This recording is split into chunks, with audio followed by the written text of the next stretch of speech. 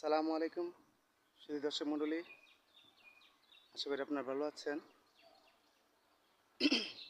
তো এই গাছটা দেখলে আপনাদের কাছে মনে হতে পারে যে এটা আসলে একটা শিমুল গাছ। আপনার পাতাটাগুলো ভালো করে খেয়াল করবেন, পাতাগুলো ভালো করে খেয়াল করেন যে আসলে মূলত এটা শিমুল গাছ না, বা শিমুল গাছের চারাও না। শিমুল গাছের চারা মতো দেখা যায়। আপনারা ভাবতে পারেন যে আসলে এই গাছটা কি। তো আপনি গাছগুলো অনেক বড় হয়, লম্বা হয়, সেটা আপনাকে দেখাচ্ছি। আপনারা পাতাগুলো খেয়াল করেন।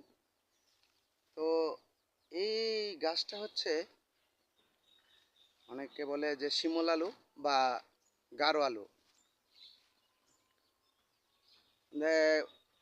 গারো প্লাস বাঙালিদের ভালো একটি সুস্বাদু খাবার।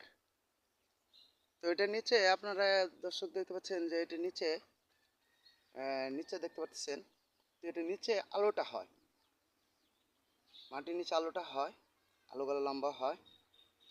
তবে এগুলো আর কি আসলে শীতকালে আর কি হলে আপনাদের দেখাতে পারতাম।